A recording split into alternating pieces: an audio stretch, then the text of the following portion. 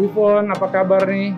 Kita ketemu lagi nih Bu ya, di apartemen Permata Hijau Suite. Desainnya yang terbaru nih Bu ya? Iya. Ya, saya lihat ini warna gold cukup dominan ya Bu. Kira-kira nih kenapa ya Bu membuat desain yang warna gold? Sebenarnya sih ini adalah show unit yang kedua, ketiga, keempat, kelima gitu ya. Iya.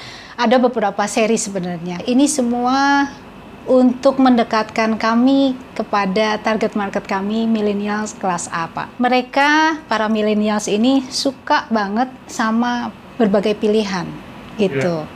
Jadi dengan kata lain, mereka punya kebebasan untuk berekspresi mana ya yang paling cocok. Show unit ini hanya untuk mempermudah saja sih Pak, bahwa unit ini ternyata bisa ya didesain seperti ini gitu. Oke Bu, saya dengar nih Ibu sebenarnya expert di bidang brand development nih Bu. Tapi kali ini saya mau dengar Ibu nih mau cerita tentang penerobos zaman nih Bu. Kira-kira nih apa nih Bu yang ingin Ibu sampaikan nih? Sedikit jelaskan Pak. Ya. Bahwa manusia itu sebenarnya tidak lepas dari ruang dan waktu. Kalau kita sekarang ini Pak, hari ini, kita berada di zaman apa sih Pak? New normal kan? New normal, betul. Iya. Artinya ada zaman sebelum new normal, Betul. bukan?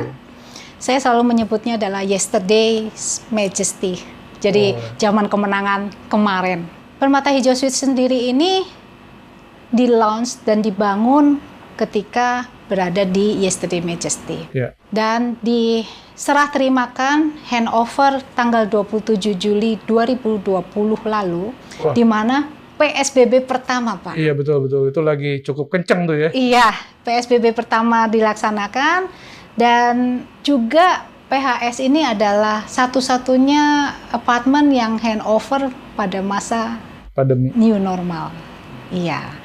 Dan itu yang saya sebut sebenarnya PHS, sang penerobos zaman, berhasil Pak terdelivery di masa-masa yang cukup sulit. Ya, jadi kurang lebih dimulai di masa yang baik istilahnya, terus masuk lagi pandemi, tapi Ibu bisa menerobos zaman istilahnya ya. Situasi seperti ini ternyata bisa handover dengan baik. Jadi kalau Ibu mau ceritakan tentang istilah penerobos zaman tuh kira-kira seperti apa nih Bu? Penerobos zaman ini tidak mungkin Pak kalau kita berjalan sendiri. Nggak cuma developer, tapi dengan siapa juga kita bermitra. Target marketnya siapa? Bukan satu kebetulan jika Permata Hijau Suites punya orang-orang hebat sebagai klien kami Pak. Mereka ini adalah sebagian besar adalah milenial kelas A dan kaum youth.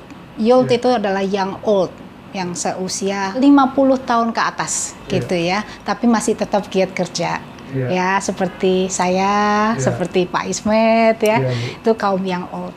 Dan yang lebih harus kita garis bawahi adalah mereka adalah tomorrow's people with millennials mindset Pak. Kita harus berpikir jauh ke depan, Pak. Itu yang saya sebut sebagai tomorrow's people. Karena kita tidak mungkin melihat selalu ke belakang. Masa kejayaan kemarin adalah punya masanya. Tapi masa depan kita harus create, gitu. Seperti apa? Jadi waktu itu yang terus berubah yang kita mesti kejar Bu ya. Benar. Jangan bermimpi lagi di masa lalu. Sukses di masa lalu bisa diulang di masa yang akan datang itu udah nggak mungkin terjadi lagi. Iya, apalagi di-emphasize dengan adanya post-COVID-19 ini. Iya, betul. Makin parah itu. Makin parah. Harus kreatif. Iya. Dan tanpa disadari di zaman new normal ini sebenarnya adalah seleksi alam, Pak. Orang yang hidup zaman sekarang, yang sekarang berada di tempat ini tentu orang yang punya mental lebih dan fisik yang kuat. Dengan arti kata lain, in the future, kita akan bersama-sama dengan orang yang lebih kuat dibanding zaman kemarin, Pak. Kalau kita tidak punya mindset yang baru, kita tidak bisa menyamakan frekuensi dengan penggiat zaman. Nah, ketika kita tidak bisa menyamakan frekuensi, ya udah ke laut aja. Langsung Iya. Jadi old beneran langsung ya, Bu? tersingkir. Kira-kira Ibu memberi nasihat apa nih untuk teman-teman sesama developer agar mereka bisa mengikuti Tomorrow's People nih, Bu? Apa yang harus dilakukan gitu? Selain dia harus konsepnya dirubah, cara bayar dirubah, atau apa lagi, Bu? Saya perlu masukan itu untuk para developer nih, Bu. Iya. Terutama developer apartemen nih, Bu. Setiap target market itu selalu lebih mudah, Pak. Iya. Jadi kita harus bisa menyamakan frekuensi dengan cara berpikir mereka. Tentunya yang paling sangat mengena ya Pak ya. Kalau orang kemarin udah pasti koceknya lebih tebal, beli apa-apa lebih gampang. Yeah. Tapi belum tentu dia butuh. Yeah. Bener nggak? Yeah. Tapi orang yang muda, target market yang harusnya memang kita supply kebutuhannya, mereka butuh, tapi uangnya tidak cukup tebal untuk mengejar, yaitu Pak, harga-harga karena kenaikan inflasi. Kondisi ekonomi lagi luluh belantak seperti ini seluruh dunia Pak. Dan kita tetap butuh panggon, kalau orang Jawa tuh panggon, atau rumah. Burung aja perlu sarang, mereka butuh Pak. Tapi uangnya cukup enggak gitu. Nah ini perlu sih kerjasama ya antara desainer, arsitek, lalu desainer keuangan juga, supaya kita tuh hidup lebih ringan, Pak. Tidak sikut menyikut di zaman yang susah gini, tapi rise by lifting others. Jadi Ibu one bedroom, two bedroom, three bedroom, cicilannya sama gitu Bu ya? Ya, itu waktu itu.